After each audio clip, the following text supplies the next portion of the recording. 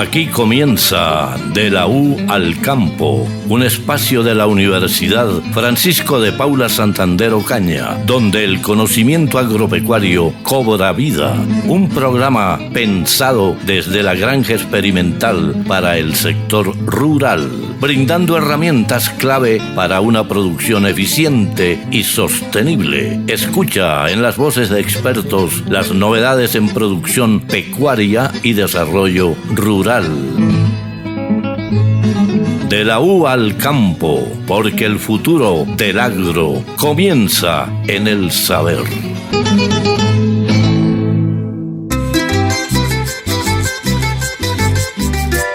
Muy buenos días a todos esos enamorados y amantes del agro. Les damos la bienvenida a su programa De la U al Campo, un espacio hecho con mucho cariño para ustedes, que sueñan con aprender y hacer del campo una verdadera alternativa de vida. Nos escuchan a través de la UFM 95.2, en este espacio que hace parte de la estrategia de extensión de la granja experimental, adscrita a la Facultad de Ciencias Agrarias y del Ambiente, bajo la dirección de nuestro decano Juan Carlos Hernández Criado. Como siempre los acompañamos Paola Quintero y Katy Ortiz, profesionales de apoyo de la granja experimental, para traerles información útil, experiencias reales y consejos prácticos que los ayuden a mejorar sus producciones agropecuarias. Y bueno, antes de arrancar con el tema de hoy, recuerden que nos pueden seguir en redes sociales. Nos encuentran en Instagram como @Granja Experimental y en Facebook como Granja Experimental UFPS Ocaña. Así que ya saben, a darle me gusta y a seguirnos para que no se pierdan de nada. Y es que hoy vamos a hablar sobre lombricultura, un tema que tiene décadas siendo una alternativa productiva para muchos, pero de la que no hablamos tanto. Por eso el día de hoy vamos a aprender sobre las ventajas de implementarla y sobre cómo podemos iniciar con este tipo de producción. Para ello contamos con la presencia de Volmar Eduardo Carvajalino, él es zootecnista y es el coordinador del bioterio de nuestra alma mater. Volmar, gracias por aceptar esta invitación a este espacio y con esa buena actitud que lo caracteriza, bienvenido y qué rico que venga a enseñarnos sobre la lombricultura y aclararnos todas esas dudas que seguramente van a surgir en el tema de hoy. Primero que todo, muy buenos días, muchísimas gracias por tenerme presente en su programa. La idea es de que sea un programa en el cual aprendan demasiado en cuanto a lombricultura. Bueno, la verdad sí que rico que nos acompañen la mañana de hoy y como está que se habla, así que arranquemos contándole a nuestros oyentes qué es la lombricultura y cuáles son sus beneficios. Bueno, primero que todo, cuando hablamos del término lombricultura, hacemos referencia que es al manejo de residuos orgánicos a partir de lombrices. Cada una de ellas tiene diferentes tipos y proyecciones. Por ejemplo, me hago entender, al momento de hacer una degradación de residuos orgánicos, estamos contribuyendo de forma positiva al medio ambiente y aparte de eso, generamos grandes características como son abonos líquidos y sólidos, que nos van a ayudar a trabajar de forma continua y a ser económicamente sostenibles. Aparte de esos coproductos, generamos alternativas de alimentación animal y alimentación humana. ¿Pero cómo así? ¿La lombriz se come preparada de alguna manera? ¿Usted la ha probado? Bueno, he comido, ¿sí?, galletas y diferentes subproductos como la carne de lombriz. Para nosotros realizar la previa desinfección de esta especie, lo que primero que tenemos que hacer es generar alternativas en las cuales es por medio de la alimentación, que es lo más fácil que podemos realizar. Primero, realizamos 48 horas antes la previa alimentación con auyama. La auyama, ¿qué genera? Lo que le genera es que el animal se alimente y nos pueda excretar todo su sistema digestivo y quede de forma limpia. Otra de las opciones que podemos trabajar es sacar una población grande de lombrices y aplicarles agua con sal. Al momento de aplicar el agua con sal, lo que ellas hacen es regurgitar o hacer un movimiento fuerte que expulsan todo su sistema digestivo y quedan total o parcialmente limpias. Entonces, ¿eso para qué se realiza? Para evitar la proliferación de agentes patógenos y sea 100% limpia y que no se evite una proliferación, una enfermedad al momento de ser consumidas. No, pero la verdad qué interesante que se pueden hacer todas esas alternativas como las galletas, como la carne. Yo la verdad le confieso que no sería capaz de consumir o probar algunas de estas galletas o la carne. ¿Tú qué dices, Paola? ¿Tú sí serías capaz? No, yo la verdad creo que no. Como que prefiero verla como una alternativa de alimentación para otras especies, como las gallinas, por ejemplo. Además, yo me imagino que necesitaríamos una cantidad bastante grande para producir un plato. ¿Cuánto se demora en producir una cantidad suficiente o en reproducir la lombriz? Bueno, primero que todo hay que tener las condiciones ideales. Acá es donde empezamos a hablar que yo, por ejemplo, y hacemos un claro ejemplo, puedo aplicar 1 kilo de lombriz y ese kilo de lombriz va a tardar entre 75 a 90 días para hacer esa producción y esa multiplicación. Desde el día 0 empezamos a trabajar y alimentar la especie. Entonces, aproximadamente para tener una producción grande, depende de la cantidad o la uniformidad que empecemos inicialmente. Pasados los días, los transcurso de 75 días, ya vamos a mirar el crecimiento de la producción y empezar a mirar cómo se va multiplicando poco a poco. Bueno, la verdad que este tema de verdad está muy interesante, pero espera un momentico, vamos más lento. Vamos a empezar por lo simple, y es ¿dónde es el área que podemos ubicar el lombrizario? Para hablar en dónde podemos hacer la ubicación de un lombrizario, tenemos que tener primero que todo la sombra. Es ideal tener sombra, ¿por qué? Porque ellas son una especie que no son fotorreceptoras y son de 100% oscuridad. Segundo, de que al momento de nosotros aplicar el lombricultivo esté cerca a nuestros hogares o donde vamos a ubicarlo, tengamos la disponibilidad de agua para tenerle y asegurarles un riego seguro. De ahí depende el éxito de la producción. Excelente. ¿Y para producirla vamos a necesitar mucho espacio o qué tipo de instalaciones nos van a asegurar que ellas se reproduzcan bien? ¿De qué depende? De la proyección que tengamos. Me hago entender, por ejemplo, si vamos a trabajar con un compostaje grande, empezamos a iniciar con una población entre 1.5 a 2 kilos. ¿Para qué? Para empezar a producirla y multiplicarla en un lapso de 3 meses. Pero cuando yo les hablo a ustedes de una huerta, entonces en la huerta estamos entre 1.3 a 1.2 kilos por metro cuadrado. Cuando se habla de agricultura, nosotros podemos implementar entre 2.5 a 3 kilos por metro cuadrado. Entonces, acá es donde nosotros empezamos a evidenciar el enfoque productivo. ¿Cuál es el proyecto o las proyecciones que nosotros deseamos tener? Me hago entender. Si nosotros lo que queremos dentro de una finca es generar abonos orgánicos, entonces requerimos de una población bastante grande de lombrices para que nos puedan ayudar a degradar todos los residuos orgánicos. Pero si lo que nosotros por contrario necesitamos es para generar huertas caseras, entonces la multiplicación de las lombrices va a ser menor para poder generar nuestras proyecciones. Aparte de eso, necesitamos que, si hablamos de materiales, los materiales tienen y hay diversidad de materiales. Entonces, es lo que tenemos disponible en el área a trabajar.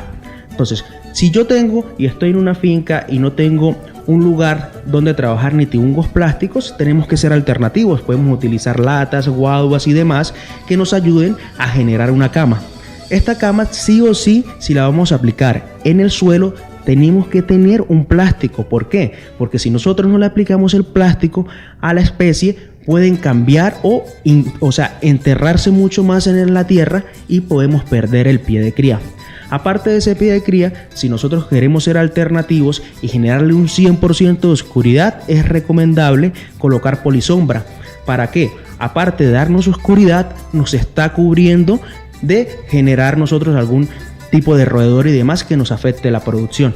Claro, y es que también podemos implementarlo en espacios pequeños como en los solares o incluso en las terrazas de nuestras casas. La verdad es una excelente alternativa para aprovechar esos residuos que nos quedan en la cocina, lo que dejamos en casa y producir abono que sea buenísimo para nuestras plantas. Y a propósito, Volmar, ¿con qué alimentamos estas lombrices? Es algo muy característico que tiene esta especie y es que podemos alimentar con toda clase de residuos orgánicos.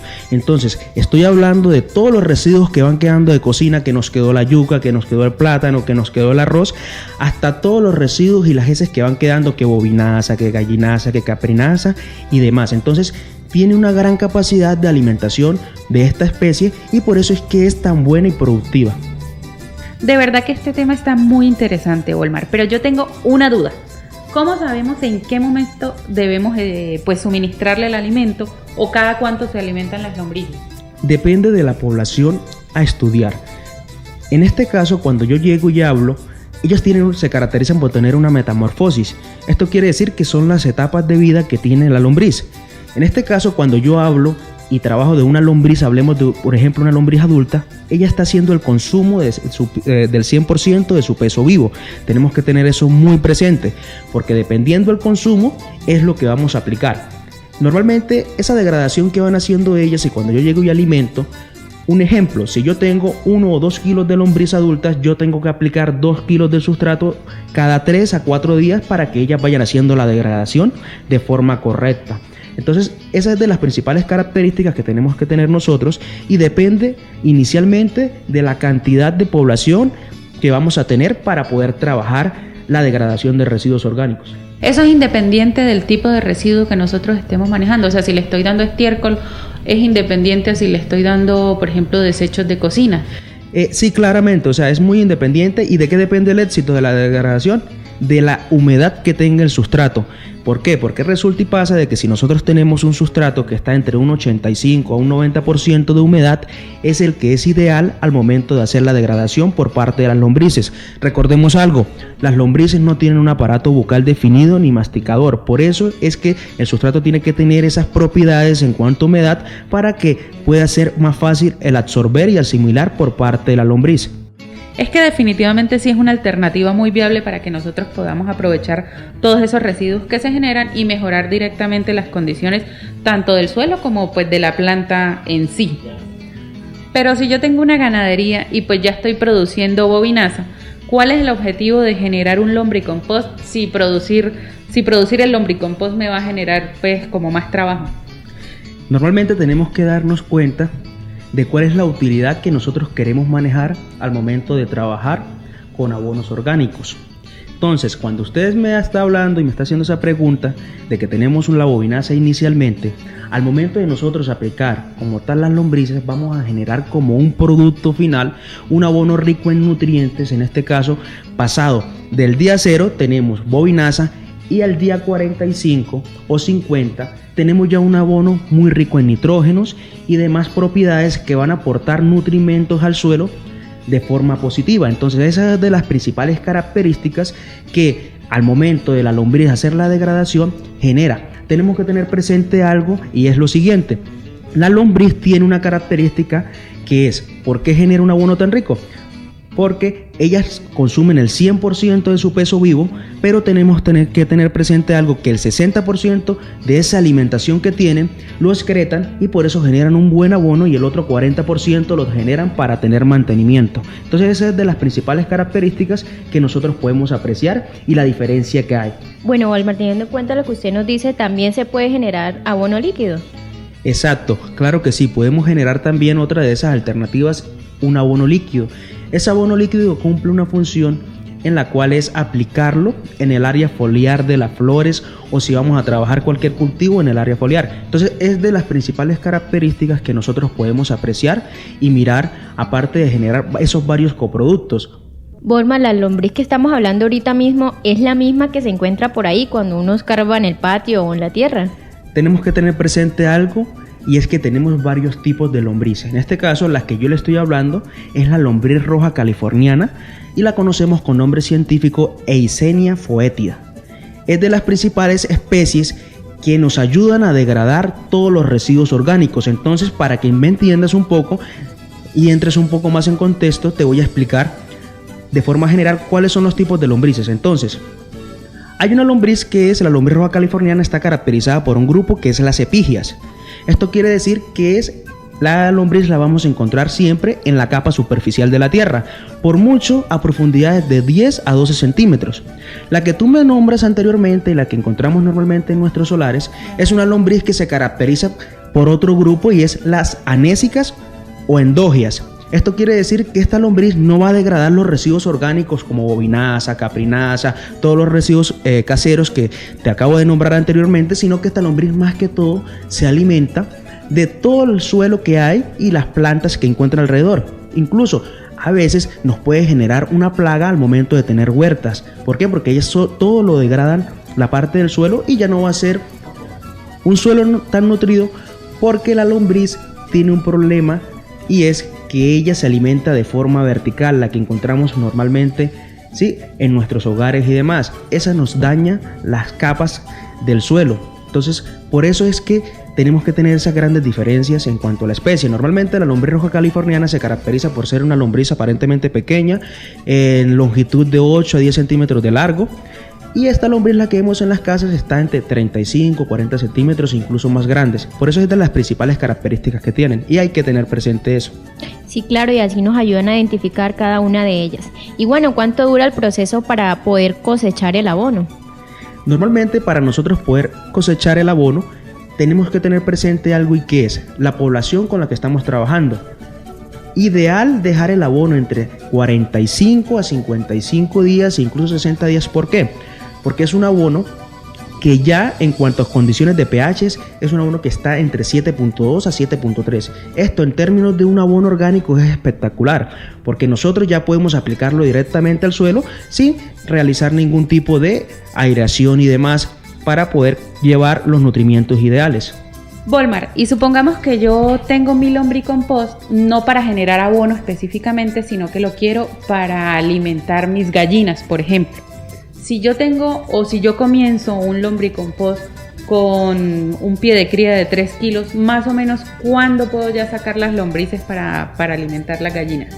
Ahí tenemos que tener presente algo, y es en qué etapa están las lombrices. ¿Por qué? Porque normalmente cuando yo empiezo a hablar y empiezo nosotros a desarrollar el pie de cría, tenemos que tener presente algo. Se demora entre 75 a 90 días para cumplir una fase que está de huevo a una fase de una lombriz adulta. Entonces, inicialmente cuando yo empiezo con mi lombricultivo, ideal es que pasados los 3 meses que ya empezamos a ver y apreciar la multiplicación de la especie, es ahí cuando ya podemos ser aptos para empezar a implementar y alimentar especies menores como pollo de engorde, gallinas ponedoras, peces y demás. O sea que yo no voy a alimentar mis gallinas con todas las lombrices, sino que voy a sacar solamente las adultas. Ideal sacar una población. ¿Y de qué depende? Depende mucho de la población con la que usted tenga y disponga en el momento. Ideal sería trabajarlas, primero que todo, las que están más juveniles. ¿Por qué? Porque las adultas están depositando cocones cada 7 a 8 días. Entonces, con esas adultas lo que hago yo es mantener un pie de cría. O sea que las alimentamos entonces con las juveniles. ¿Y cómo voy a hacer para dividir las juveniles de las adultas? Normalmente hay una caracterización, y es la siguiente. Dentro de nuestra cama, yo hablo de que tenemos que tener humedad de un 60% a un 90%. Esto quiere decir que las que están en un 60%, que son todas las adultas, ellas están haciendo un apareamiento. Tenemos que tener presente algo, y cuando yo hablo de apareamiento, ellas tienden a ser hermafroditas. Esto quiere decir que una de ellas puede cumplir el papel tanto de macho como de hembra, pero sí o sí se necesitan de 2 lombrices para que se puedan fecundar. Entonces, ¿qué se hace ahí? Fácil y sencillo. La humedad la mido yo con la prueba del pulso. Esta prueba del pulso la realizo de forma empírica, y lo que hago yo es hacerle fricción. Ingreso la mano dentro del sustrato, hago fricción, y por el número de gotas yo sé qué cantidad de humedad tengo dentro de mi cama. Entonces, cuando pasa de 5 a 6 gotas, yo sé que está en una humedad que está oscilando entre un 55 a un 60% de humedad. Cuando yo llego y las gotas se me pasan a 10 a 12 gotas, yo sé que la humedad está entre un 85 a un 90% de humedad. Esto quiere decir que todas las adultas y las reproductoras van a estar siempre en la capa superficial del sustrato haciendo el apareamiento. Y las más juveniles siempre van a estar en la humedad del 90%. ¿Por qué? Porque como no tienen un aparato bucal, ellas van a buscar las condiciones de humedad más alta para que puedan hacer la degradación. Entonces, esa es de las principales características que nosotros podemos mirar y apreciar cómo podemos clasificar las adultas de las juveniles. Volmar, y después de que ya pasó todo el tiempo suficiente para poder cosechar el abono, ¿cómo vamos a hacer nosotros para que las lombrices pues no se vayan en el abono cuando lo vamos a echar? ¿Cómo las sacamos? Hay varias opciones que podemos realizar. Una de ellas, y la más común que hacemos, es llegamos y por la necesidad de alimentarlas, yo lo que hago es en una esquina de la cama, llevo y deposito todo el alimento. En este caso, si vamos a ver residuos de cocina, los deposito todo eso en una esquina. Ellas, por la necesidad de alimentarse, todas se van a desplazar hacia esa parte, pero tenemos que tener presente algo, que la efectividad que tiene está entre un 60 a un 70% de efectividad. Y lo más ideal sería que, aparte de nosotros llevar y darles alimento en una esquina para que ellas pasen por la necesidad de alimentarse, regurgitar la tierra o darle movimiento. Recuerden que anteriormente les había comentado que ellas no son fotorreceptoras. Entonces, cuando ellas directamente uno las mueve a la tierra o el abono superficial que tenemos, ellas siempre se van a ir a la profundidad. Y ahí ya hacemos una efectividad de un 100%. ¿Para qué? Para no perder nuestros pie de crías, ¿vale? Exactamente, Volmar, y para ir cerrando ya este tema, si usted pudiera dar una recomendación clave a nuestros oyentes que están pensando iniciar su lombrizario, ¿cuál sería ese aspecto que sí o sí ellos deben tener en cuenta para que su proyecto funcione desde el inicio? Bueno, yo siento que al momento de nosotros poder darle e implementar la efectividad y el éxito de la producción depende de los parámetros productivos. Entonces, cuando yo hablo de parámetros productivos, hacemos referencia a la humedad, ¿sí? Cuando yo les digo que un 60 o un 90% de humedad, debemos tener eso presente. ¿Para qué? Para poder garantizar, primero que todo, que aumentemos pie de cría. Y segundo, que las juveniles se empiecen a alimentar y aumentemos lo que es la biomasa. Aparte de eso, ya ahí es dependiendo la proyección de la persona. Como lo venía diciendo al principio, si ya la persona lo quiere es como alternativa de alimentación animal en especies menores, ya empezamos a implementar una producción mucho más grande. Tengan algo presente dentro de las instalaciones, ideal trabajar en camas que sean de ancho de 1.5 a 2 metros por mucho, y el largo sí todo el que quieran. ¿Para qué? Para poder nosotros trabajarlas y darles un buen manejo. Y aparte de eso, el riego constante. La efectividad de esta especie depende del riego. Si nosotros tenemos las condiciones ideales de humedad, es espectacular. Y 100% oscuridad para que sea mucho más efectivo. Llegó el momento de saber cómo lo hacemos en la U. Le cuento que vamos a pasar a una sección que nos encanta y se llama ¿Cómo lo hacemos en la U?, donde mostramos cómo llevamos a la práctica todo este conocimiento de nuestra alma mater, específicamente en la granja experimental. Aprovechemos y le contamos, Volmar, a nuestros oyentes cómo lo hacemos en AU. Bueno, normalmente nosotros iniciamos este semestre esta nueva proyección que es el lombricultivo. Iniciamos con 5 kilos de lombriz en una cama solamente. Ya al día de hoy, pasado 2 meses y medio, ya tenemos 7 camas en las cuales tenemos diferentes distribuciones en diferentes estados de la lombriz. Y estamos haciendo una producción muy alternativa. ¿Y cuál es? Estamos sacando esos coproductos como es abono sólido y el líquido, y estamos implementándolo en los potreros de la granja experimental. ¿Para qué? Para empezar nosotros a ser económicamente sostenibles y rentables. Esto quiere decir que la idea que se tiene dentro de esas proyecciones es empezar a establecer y eliminar lo que es la urea y empezar a aplicar estos residuos orgánicos que nos van a contribuir primero que todo de forma positiva al medio ambiente, y aparte de eso empezamos a ser económicamente sostenibles. Cabe resaltar que esto se hace gracias a la ayuda también de los diferentes docentes y demás, y los estudiantes que están ahí al 100%. ¿Por qué?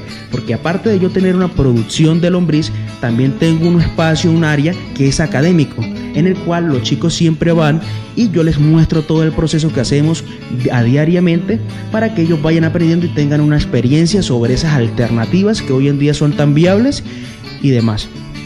Volmar, muchísimas gracias por acompañarnos hoy y compartir todo ese conocimiento y experiencia con nosotros. Estoy segura que toda esa información que nos brindó el día de hoy va a ser de gran ayuda para todas las personas que quieran iniciar con un proyecto de lombricultura. Listo, hasta luego. Espero que sea de gran agrado este contenido que implementamos el día de hoy. Escucha a esta hora el tip del día.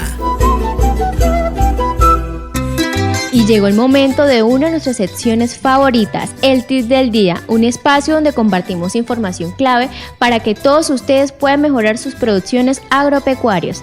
Hoy vamos a hablar de un tema muy importante para los caficultores, el tipo de abono necesario para lograr una fertilización eficiente en el cultivo de café, porque una buena nutrición del suelo se traduce en plantas más sanas, una mayor producción y una mejor calidad en la taza. Para ello tenemos un invitado muy especial. Él es Fernando Rodríguez Arias, jefe de zona norte-centro para agroconsumos del café, quien nos acompaña para despejar todas esas dudas que existen alrededor del tema. Bienvenido, Fernando. Gracias por estar con nosotros. Cuéntenos, ¿qué tipo de abono se recomienda para utilizar y qué debemos tener en cuenta para que en esta práctica realmente se beneficie la producción? La nutrición en el cultivo del café es muy importante porque de ella se desprende la productividad, la calidad y la rentabilidad del negocio cafetero. Por eso hablar de nutrición es hablar de una fórmula específica como es el grado 23-4-20-3-4, que le va a aportar todos los nutrientes necesarios a la planta para que tenga un grado de productividad bastante alto. Este grado de fertilizante fue diseñado a través de estudios de investigación que hizo CENICAFE, el Centro Nacional de Investigación de la Federación de Cafeteros, que nos dio esta fórmula específica para que todos los caficultores logren y adopten este fertilizante con el fin de obtener una nutrición muy balanceada en el café en la etapa productiva, conllevando a generar frutos de mejor calidad, tener rendimiento muy alto y al final una muy buena cosecha. Amigo caficultor, estamos en el año de la fertilización, por ello los invito a todos para que hagan una muy buena nutrición en sus cultivos con los grados de fertilizantes adecuados para la planta y con ello a ustedes se les garantiza una muy buena cosecha. A veces no le damos la importancia que merece la fertilización adecuada y entender qué tipo de abono usar y en qué momento aplicarlo es clave para evitar pérdidas y potenciar la calidad del grano. Sin duda, este tipo de prácticas marcan la diferencia en una caficultura más productiva y sostenible. Noticias y novedades de nuestra granja experimental. Oye, Katia, pero qué interesante estuvo el tip del día. Y así como aprendemos juntos en el tip del día, también es fundamental estar al tanto de todo lo que pasa en nuestra granja experimental, porque aquí no solo se produce, también innovamos, capacitamos. Bienvenidos a nuestra sección, La Granja Informa. Hoy tenemos novedades bien interesantes. Primero queremos recordarles que la granja está abierta al público, recibiendo visitas de colegios, productores, universidades y cualquier persona interesada en conocer de cerca nuestros proyectos. Y si quieren visitarnos es muy fácil, solo tienen que escribirnos al correo granja@ufpco.edu.co con la fecha en que desean asistir y el número de personas y el área de interés. Y listo, nos organizamos y los recibimos con gusto. Pero eso no es todo, porque aparte de nuestros recorridos educativos, también tenemos productos a la venta que son el resultado de nuestros proyectos en la granja experimental y el trabajo en conjunto con el laboratorio de cárnicos y lácteos. Tenemos disponibles huevos, leche fresca, arequipe, requesón, chorizos y además podemos encontrar los animales para formar sus pie de cría. Todos los productos son elaborados con los mejores estándares de calidad y con los valores agregados del conocimiento que se aplica en cada proceso. Atención a nuestros oyentes, les contamos que mañana inicia la fase de luna nueva, un espacio en el que la luna no refleja la luz porque está oculta tras el resplandor del sol. Esta fase no es la adecuada para sembrar, ya que se asocia con un crecimiento más lento de las especies vegetales. Sin embargo, es perfecta para realizar labores de mantenimiento y preparación del terreno.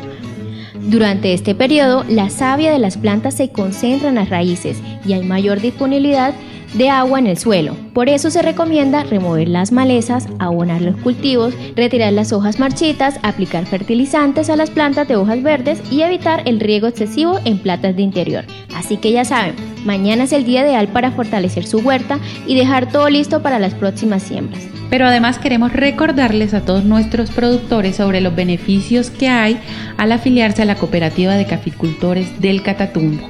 Y si aún no hacen parte de esta cooperativa, este es el momento perfecto para unirse, ya que afiliarse trae muchos beneficios a los productores, ya que estamos en el año de la cooperatividad y todas las mujeres y jóvenes entre 18 y 35 años podrán acceder a descuentos especiales como el 3% de la compra de fertilizantes y el 5% en los madrugones.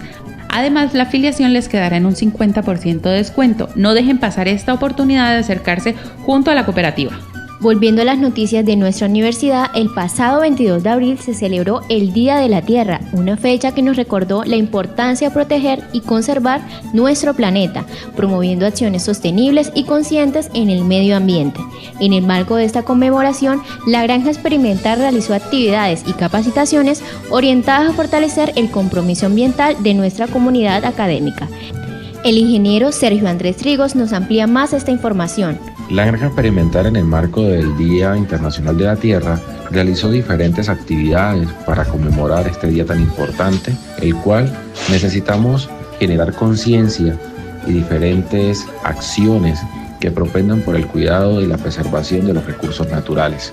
En este sentido, se habló sobre el buen manejo de los residuos sólidos, sobre la importancia de cuidar la tierra a través de la minimización del uso de agroquímicos y fertilizantes y cómo nosotros desde nuestras actividades diarias agropecuarias podemos mejorar las condiciones del suelo, garantizando la mejoría de las condiciones para las nuevas generaciones. De esta manera, siempre es importante recordar el cuidado de nuestra madre tierra. Y con esto llegamos al final de nuestro programa del día de hoy. No sin antes invitarlos al programa de la próxima semana, donde vamos a hablar sobre cunicultura, que es la producción de conejos. Acuérdense de escribirnos a través de nuestras redes sociales, que nos encuentran en Instagram como @Granja Experimental y en Facebook como Granja Experimental UFPS Ocaña, donde pueden interactuar con nosotros, dejarnos sus preguntas y también las sugerencias para los próximos programas. Claro que sí, Paola, ha sido un espacio lleno de información muy valiosa para todos aquellos que quieren iniciar en la producción de lombricultura y conocer más sobre cómo lo hacemos en la universidad, en nuestra granja. Agradecemos enormemente a nuestro invitado del día de hoy, al coordinador Volmar Eduardo Carvajalino, y a nuestro invitado del tip del día, Fernando Rodríguez Arias, por compartir sus conocimientos con nosotros, y a todos nuestros oyentes por acompañarnos. Nos escuchamos en una próxima edición de La U al Campo, el espacio donde llevamos el conocimiento agropecuario hasta sus hogares. Hasta la próxima.